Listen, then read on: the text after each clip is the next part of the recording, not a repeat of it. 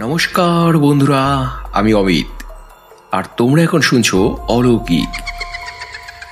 মানুষের জীবনে ঘটে যাওয়া এমন কিছু ঘটনা যার কোনো ব্যাখ্যা হয় না। বিজ্ঞান যাকে স্বীকার করে না, যুক্তি খোঁজার চেষ্টা করে, আর বেশিরভাগ মানুষ তো বিশ্বাসই করে না। এমন ঘটনাই হলো অলৌকিক। আর সেই অলৌকিকের আজকের পর্বে থাকছে এমনই 3টে রোমাঞ্চকর ঘটনা, যার প্রথমটা শেয়ার করেছেন পূর্ব বর্ধমান থেকে অরুণ কুমার পান। অসংখ্য ধন্যবাদ আপনাকে অলৌকিকে ঘটনা শেয়ার করার জন্য। আর বন্ধুরা, ঘটনায় যাওয়ার আগে তোমরা প্লিজ লাইক করে দাও, আর সাবস্ক্রাইব করা বাকি থাকলে চটপট সাবস্ক্রাইব করে রাখো। প্রতি শনি মঙ্গলবার এমন সত্যি অলৌকিক, দৈবিক ও ভৌতিক ঘটনা শোনার জন্য এবারে শুরু হচ্ছে আজকের প্রথম নিবেদন। মানা না মানা নিজের কাছে, লোকের মাঝে লুকিয়ে আছে অলৌকিক।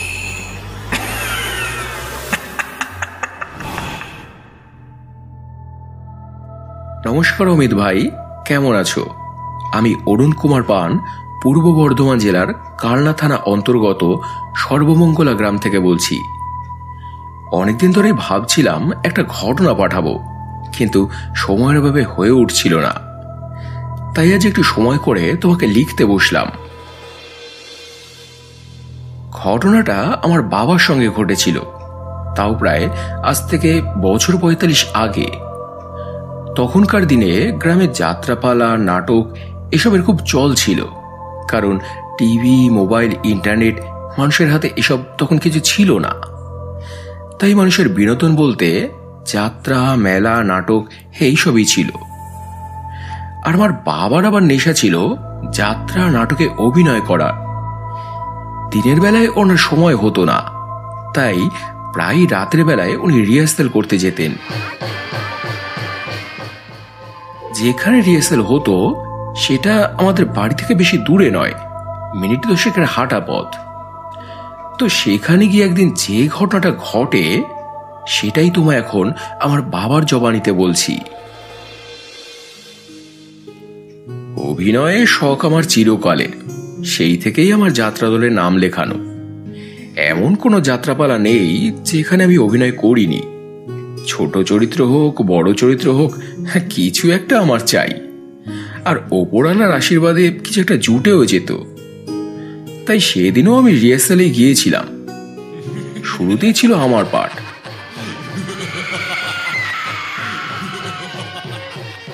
ছোট একটা চরিত্র, তাই আগেই শেষ হয়ে গেল।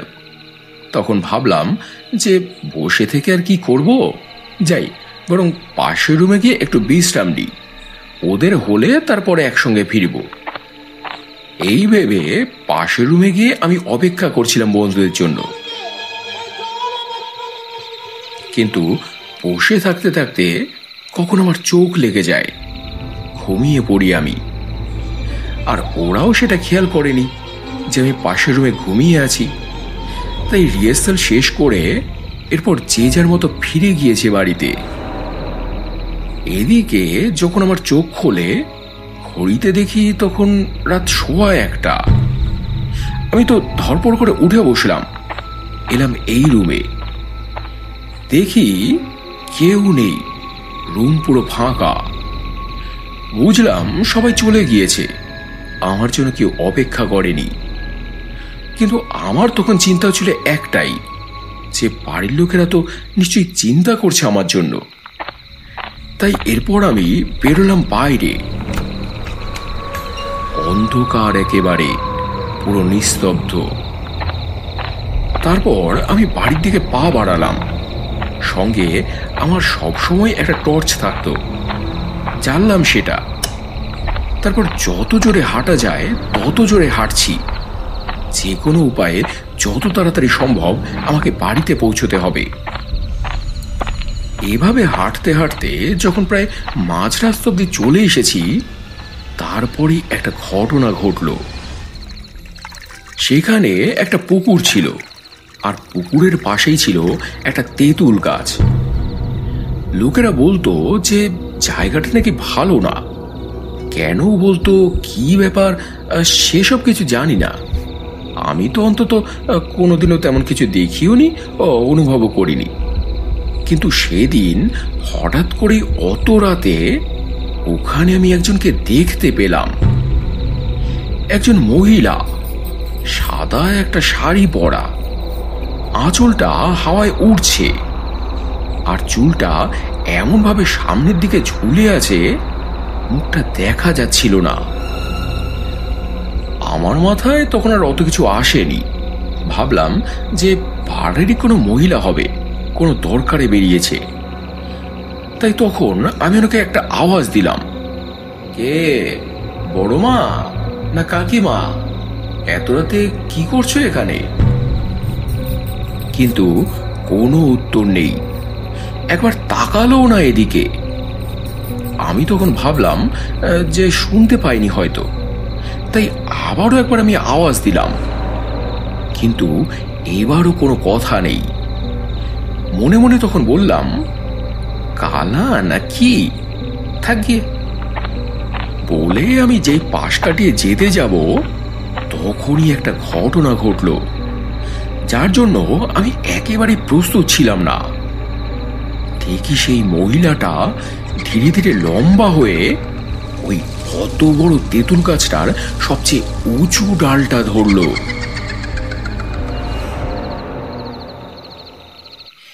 এই দেখে তো এবার আমার আত্মারাম তখন খাঁচা ছাড়া হওয়ার মতো অবস্থা। ভয়ে বুকের ভেতরটা ধরাস করে উঠল, কাটা কাটা দিয়ে উঠল আমার। বুঝতে পারলাম যে এতক্ষণ যাকে আমি পাড়ার কোনো মাসিমা কাকিমা ভাবছিলাম, আসলে সেটা ভূত প্রেতনি জাতীয় কিছু। তারপরেই দেখি সেই অবয়বটা হাওয়ায় ভেসে এদিকেই এগোতে লাগলো। আমি তো তখন প্রচন্ড ভয় পেয়ে গেলাম, যদি সেটা এবার আমাকে ধরে।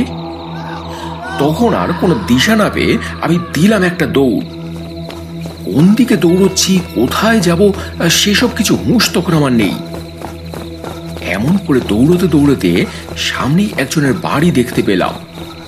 ঝাঁপিয়ে পড়লাম ওনাদের দরজার উপরে, দরজা পিটিয়ে ডাকলাম ওনাদের, কেউ আছেন নাকি?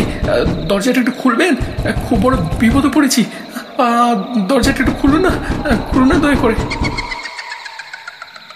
বলতে বলতে একবার যেই আবার পেছনে তাকিয়েছি, যে জিনিসটা তারপর দেখলাম আমি সহ্য করতে পারিনি। দেখি ওই উঠোনের ওপরেই দাঁড়িয়ে সেই অবয়বটা।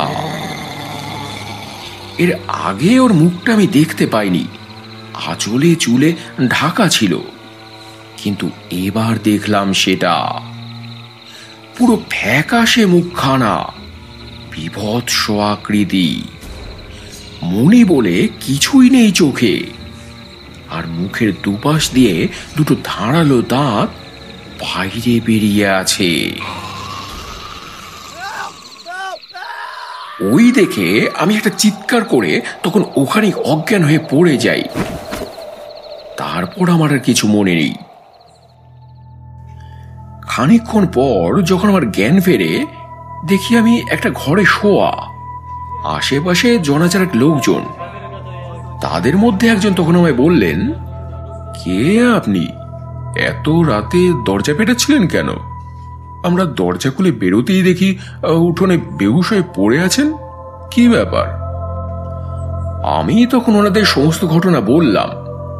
একদিকে ভালো কি জানো, আজকালকার মানুষরা তো বিশ্বাসই করতো না, ভাবতো যে পাগল বা মতো মাতাল। কিন্তু তখনকার মানুষেরা এসব খুব সহজেই বিশ্বাস করত। তারা শুনে বললেন, এমন ভুল কেউ করে? যখন দেখলেন যে অত রাত হয়ে গেছে, তখন বাকি রাতটা ওখানে থেকে যেতে পারতেন, বিশেষ করে যখন জানতেন যে জায়গাটা ভালো নয়। কি দরকার ছিল অত রাতে এদিক দিয়ে আসার? তো এরপর ওনারাই আমাকে বাড়িতে পৌঁছে দিয়েছিলেন। আমার মাও তো সারা রাত চিন্তায় ঘুমোয়নি, জেগে বসেছিল আমার জন্য। তো অমিত, এই ছিল আমার ঘটনা। যদি ভালো লাগে পড়ে শুনিও। তো এই ছিল বন্ধুরা আজকের প্রথম ঘটনা। ঘটনা শুনে যা মনে হলো তাতে ওটা কোনো প্রেতনি বা শাকচুনি হতে পারে। তোমাদের কি মনে হয় কমেন্টে জানিও।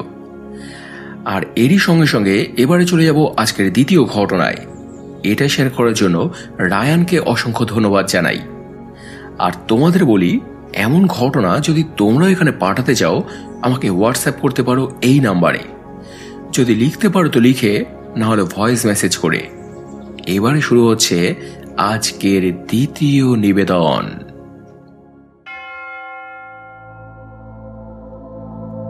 হ্যালো অমিত, আমি রায়ান। আজ তোমাকে আবার একটা ঘটনা বলছি। ঘটনাটা খুবই ছোট, কিন্তু এর পেছনে কি যে রহস্য আজ অব্দি কেউ সেটা বুঝতে পারেনি। ঘটনাটা আমাদেরই এলাকার, মানে বেলঘড়িয়ার। আমাদের বাড়ির সামনে যে রোডটা আছে, ঘটনাটা সেই রোডটাকে নিয়ে। রোড বলতে জিটি রোড, বিটি রোড বা হাইওয়ে নয়, গলির মতো। সেটা গিয়ে মেন রোডে মিশেছে, তবে ছোটখাটো গাড়ি সেখান থেকে চলাচল করে। আমাদের যদি কোথাও যেতে হয় বাড়ির সামনে দিয়ে গাড়ি পাওয়া যায়। তো যাই হোক, একবার হয়েছিল কি, আমাদের এলাকায় কটা হনুমান এসেছিল। দেখবে মাঝে মাঝে ওরা দল বেঁধে আসে, যে যা দেয় খায়, গাছ থেকে পেড়ে খায়। এই বাড়ির ছাদ থেকে ওই বাড়ির ছাদে লাফিয়ে বেড়ায়। তেমন লাফালাফি দৌড়দৌড়ি করতে গিয়ে হঠাৎই একটা অ্যাক্সিডেন্ট হয়। রোডের এপার থেকে ওপারে যাচ্ছিল ওরা, সঙ্গে একটা বাচ্চাও ছিল। কিন্তু হঠাৎই একটা গাড়ি আচমকাই ওই বাচ্চাটাকে পিষে দিয়ে চলে যায়। ড্রাইভারের দোষ না, তিনি বুঝতে পারেননি। কিন্তু এই ঘটনায় হনুমানগুলো সব ক্ষিপ্ত হয়ে গেল। ওর মাও সঙ্গে ছিল। মায়ের সামনেই বাচ্চাটা ওভাবে মারা গেল। তারপর লোকজন, গাড়ি ঘোড়া যেই ওই রাস্তা দিয়ে যাচ্ছিল, হনুমানগুলো দাঁত মুখ খিচে তেড়ে যাচ্ছিল। লোকেরা যে সামনে যাবে সেই সাহসটুকু কারোর হচ্ছিল না। এভাবে কয়েক ঘন্টা যাবৎ রাস্তা বন্ধ। বাচ্চাটাকে কোলে নিয়ে ওর মা ওভাবেই বসেছিল ওখানে। চোখ দিয়ে জল পড়ছিল ওর, কাঁদছিল হনুমানটা। আমি নিজের চোখে দেখেছি অমিত, এত কষ্ট হচ্ছিল যে কি বলবো তোমাকে। মানুষের মতো ওদেরও যে মায়া মমতা থাকে, ওদের যে কষ্ট হয়, সেদিন আমি সেটা চোখের সামনে উপলব্ধি করেছিলাম। পশু পাখি মানুষ যেই হোক, মায়ের মমতা কারোর আলাদা নয়, বুঝতে পেরেছিলাম সেটা। কিন্তু কথা হলো যে রাস্তাটা তো ফাঁকা করতে হবে, ওর মাকে শান্ত করতে হবে, বাচ্চাটারও কোন একটা গতি করতে হবে। কিন্তু তার জন্য তো বাচ্চাটার দেহ সবার আগে ওর মায়ের থেকে আলাদা করতে হবে। কিন্তু সেটা করবেটাকে, কি করে সম্ভব? কাছে গেলেই তো দাঁত মুখ খিঁচোচ্ছে, যদি কামড়ে দেয়। শেষে 4-5 জন মিলে অনেক চেষ্টা করে বাচ্চাটাকে ওর মায়ের কোল থেকে নেয়। নিয়ে মানুষের মরা বাচ্চার যেমন অন্ত্যেষ্টিক্রিয়া হয় সেই রকমই করে ওরা। কিন্তু বললে বিশ্বাস করবে না, শেষ পর্যন্ত ওর মা ওর সঙ্গে সঙ্গেই ছিল। এত কষ্ট লাগছিল যেন বুকটা ফেটে যাচ্ছিল আমার, কিন্তু কিছু তো করার ছিল না। তো যাই হোক, সবাই ভেবেছিল যে ঘটনাটা এই পর্যন্তই, কিন্তু কেউ এটা বোঝেনি যে ফল এত সুদূর প্রসারী হতে পারে। এভাবে এক সন্তানহারা মায়ের অভিশাপ নেমেই আসতে পারে মানুষের ওপরে। তারপর থেকে অমিত, জায়গাটা যেন রেড জোন হয়ে গেল। কিছুদিন পর পরই আচমকা আচমকা ওখানে অ্যাক্সিডেন্ট হতে লাগলো। যত অ্যাক্সিডেন্ট হয়, যত ক্ষয়ক্ষতি হয়, সবই মানুষের। একটা কুকুর, বেড়াল বা পশু পাখির কিছু হতো না এরপর থেকে। গাড়ির সঙ্গে গাড়ির মুখোমুখি ধাক্কা, টোটো অটো উল্টে যাওয়া, মানুষ মরা, জখম হওয়া, যা কিছু সব ওই জায়গাতেই ঘটতো। 2020 থেকে এখন অবধি 11টা অ্যাক্সিডেন্ট হয়েছে ওই জায়গায়। মারাও গিয়েছে কজন, কেউ বা চিরতরে হাত হারিয়েছে, পা হারিয়েছে, অন্ধ হয়েছে। কত ঘটনা। আর সবচেয়ে অবাক করার মতো বিষয় কি জানো, আচমকা ওই জায়গায় তাকালে এখনো মাঝে মাঝে মনে হয় যে ওই বুঝি বাচ্চাটা এখনো ওখানে পড়ে আছে। জানি এটা মনের ভুল, কিন্তু কিছু তো একটা ব্যাপার আছে, না হলে ওই ঘটনার পর থেকে এত দুর্ঘটনা ঘটবে কেন ঠিক ওই একই জায়গায়? কই আগে তো হতো না।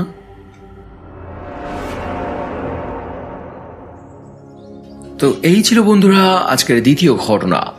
তোমাদের কি মনে হয় কি কারণে ঘটছে এই দুর্ঘটনাগুলো? যদি বুঝতে পারো তাহলে কমেন্টে জানিও। আর এবারে শুনে নাও আজকের তৃতীয় ও শেষ ঘটনা। এটা শেয়ার করেছে অর্কপ্রভ নস্কর। অসংখ্য ধন্যবাদ তোমাকে ঘটনাটি শেয়ার করার জন্য। এবারে শুরু হচ্ছে আজকের তৃতীয় নিবেদন। নমস্কার দাদা, জয়গুরু বন্দে পুরুষোত্তমম। আজ তোমাকে আবার একটা ঘটনা বলতে চলে এলাম। আসলে কি জানো, শ্রী শ্রী ঠাকুর অনুকূলচন্দ্র এতই দয়াময়, এতই তার অলৌকিক ঘটনা, একটা বললে প্রসঙ্গক্রমে আর একটা চলে আসে। তবে আজ যার ঘটনা তোমাকে বলবো তার নাম ঠিকানা আমি কিছুই জানি না, শুধু ঘটনাটুকু একজন গুরু ভাইয়ের কাছে শুনেছিলাম, সেটাই তোমাকে বলছি এখন। আমাদের মতো তাদেরও পরিবার ছিল গুরু দীক্ষিত। গুরুদেবকে খুব শ্রদ্ধা ভক্তি করতেন তারা। কিন্তু নিষ্ঠুর নিয়তির এমনই পরিহাস যে ওনাদের একমাত্র ছেলে একবার একটা কঠিন অসুখে পড়ল। ডাক্তারের পর ডাক্তার পাল্টে ওষুধের পর ওষুধ বদলেও কোনো কাজ হচ্ছিল না। এমন করতে করতে একটা সময় ছেলেটা কোমায় চলে গেল। কথা বন্ধ, খাওয়া দাওয়া বন্ধ, মানে একেবারে শেষ পর্যায়ে। ডাক্তারবাবুরা 48 ঘন্টা টাইমও দিয়েছিলেন, জানিয়েছিলেন বাড়ি নিয়ে যেতে চাইলে নিয়ে যেতে পারেন, যদি কিছু খেতে চায় খাওয়াতেও পারেন, হাতে আর বেশি সময় নেই। কিন্তু বাড়ির লোকেরা কিছুতেই তো নিজেদের সান্ত্বনা দিতে পারছিলেন না। চোখের সামনে একটা তরতাজা জোয়ান ছেলে এইভাবে শেষ হয়ে যাবে, সেটা কি মেনে নেওয়া যায়? অবশেষে ছেলেটার মা বাবা ঠাকুরের শরণাপন্ন হন। কেঁদে কেঁদে ঠাকুরের পায়ে নিজের সন্তানের প্রাণ ভিক্ষা চান। ঠাকুর, সারাটা জীবন তোমার সেবা পুজো করেছি, বিনিময়ে কোনো দিনও কিচ্ছু চাইনি, ভবিষ্যতেও চাইব না। আজ তুমি আমার ছেলের জীবন ভিক্ষা দাও বাবা। সারা জীবন তোমার দাস হয়ে থাকব, তোমার মহিমা প্রচার করব।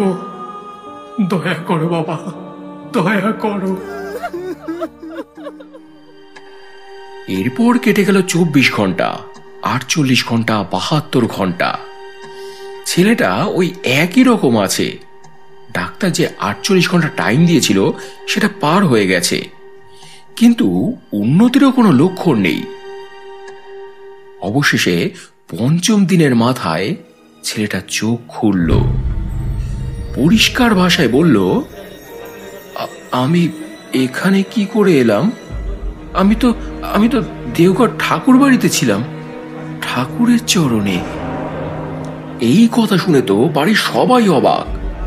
দেওঘর ঠাকুর বাড়ি মানে তো ঠাকুরের লীলাক্ষেত্র, ওনার নিবাসস্থল, সেখানে ছিল। কিন্তু এটা কি করে সম্ভব? আর তার চেয়েও বড় কথা হলো, যে মানুষ একেবারে বিছানা শয্যা হয়ে গিয়েছিল, কথা বন্ধ হয়ে গিয়েছিল, ডাক্তার পর্যন্ত 48 ঘন্টা টাইম দিয়েছিলেন, কি এমন চমৎকার হলো যে সেই মানুষ উঠে বসতে পারে, আবার কথা বলতে পারে স্পষ্ট। আসলে তিনি দয়া করলে সবই সম্ভব।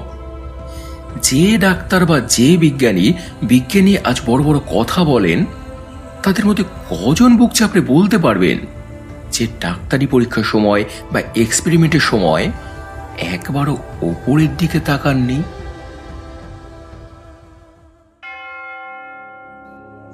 তো এই ছিল বন্ধুরা আজকের তৃতীয় ঘটনা, দারুণ একটা ঘটনা। তো কেমন লাগলো তোমাদের আজকের ঘটনাগুলি কমেন্ট করে জানিও। ভালো লাগলে পরিচিতদের সঙ্গে শেয়ার করে নিও। এবারে গত এপিসোডে মায়াদি লিখেছে, ভাই খুব ভালো করেছো টাইম চেঞ্জ করে, এবারে ঘটনা শুনবো। সীমা কাকিমা লিখেছে, প্রথম ঘটনায় গাটা ছমছম করলেও দ্বিতীয়টা শুনে ভয় কেটে গেল। মনীষা কাকিমা লিখেছে, আজ আর অপেক্ষা করতে হলো না, সো নাইস। সুদেশা সিংহ রায় লিখেছে, ভয় আর ভক্তি মিলিয়ে দুটো ঘটনাই দারুণ ছিল। মৌসুমী মুখার্জি লিখেছে, অমিত ভাই আজ টাইমটা বুঝতে পারলাম না। আসলে আমি অলৌকিকের সময় পরিবর্তন করতে চাই, বুঝলে। বিগত 3 বছর ধরে তো রাতে এপিসোড দিয়েছি, তাই এবারে কখনো সকালে, কখনো দুপুরে, কখনো সন্ধ্যে এপিসোড দেব। দেখি কখন মানুষের একটু বেশি সাড়া পাওয়া যায়, তারপর সেই সময়টা সেট করব অলৌকিকের জন্য। তো গত এপিসোডে আরো কমেন্ট করেছো সিঙ্গিস্টার কবিতা, লাবণী দাস, আশিস কোলে, রিয়া সরকার, দিনুরূপা, বিধান বিশ্বাস, জয়া বণিক, কৃষ্ণা হালদার, চন্দন চ্যাটার্জি, গীতাদি, অমিতা জেঠিমা, পিটু সাহা, টিএন তিরুম, সুমিতা সরকার, সরস্বতী হালদার, সুপ্রিয়া দাস, অর্কপ্রভ নস্কর, মিঠুন পাল, পলাশ ঢালি, মালবিকা সহ অসংখ্য অসংখ্য প্রিয় বন্ধুরা, তোমাদের প্রত্যেককেই অসংখ্য অসংখ্য ধন্যবাদ আর বুক ভরা ভালোবাসা জানিয়ে আজকের এপিসোড এখানে শেষ করছি বন্ধুরা। আবার দেখা হবে মঙ্গলবার আরও একটা জমজমাট অলৌকিক এপিসোড নিয়ে। সবাই খুব ভালো থেকো এবং ভালোবাসা নিও। ধন্যবাদ।